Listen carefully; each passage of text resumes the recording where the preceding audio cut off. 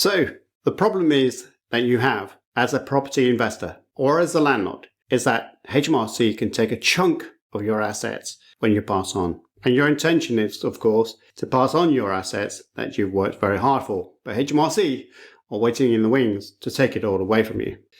The purpose of this video is simply to look at effective strategies that allows you to pass your wealth down to your children in the most tax efficient structure. My name is Simon Mishevich. I'm from Optimise Accountants, and we are UK property tax accountants helping landlords and property investors, developers save tax. And you can see our website just appearing on your screen. There is a free ebook which I've created to help you save tax on your property portfolio, and that is free to download using that QR code. The link will also be in the description box below. So the real problem that you face is as follows. Consider a property investor who buys several buy-to-let properties worth 1.5 million. You may have less, you may have more, but equally, after their death, their estate is subject to inheritance tax, and without planning, their heirs could face a tax bill of up to £460,000. Again, that could actually be more now that it's going to be from April 2027, especially when UK pensions is going to be subject to inheritance tax. However, by setting up a trust, gifting assets early, they could have reduced or avoided unnecessary inheritance tax. And that's basically what we're trying to explore. And the issues that you face is 40% of inheritance tax. So everything you've earned and built up for your legacy, you're going to be giving up to 40% away, if not more, because of pensions. The £325,000 isn't really indexed. It's been frozen at that for a long, long time. So property values increase in value, which means that every single year, if property values go up, so does your inheritance tax bill. Not utilising the 175,000 residential nil rate band. So if you've got a property that's worth £300,000, it will go up to the 325, of course. But what's if you've got other cash lying around, that could then be subject to inheritance tax. If you put that money to a bigger house, then you could effectively pass more of your wealth to children using the IHT lifetime allowance plus your residential nil rate band.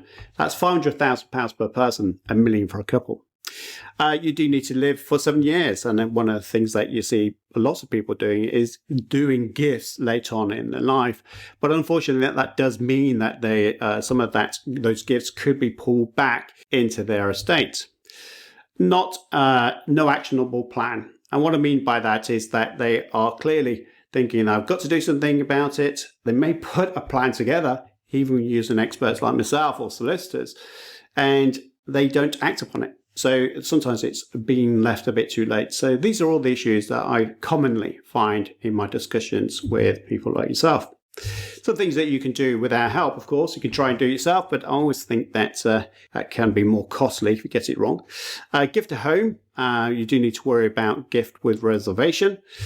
You can gift buy-to-let properties as well, but you then need to think about issues around capital gains tax. We can help you minimise that. Buy a house of 500,000 or $1 million for couples. Again, utilising your lifetime allowance for IHT, 325,000 plus your £175,000 for nil rate band. Because it's a couple, it can be £1 million that you can give to your children free from inheritance tax, which is much better than 650.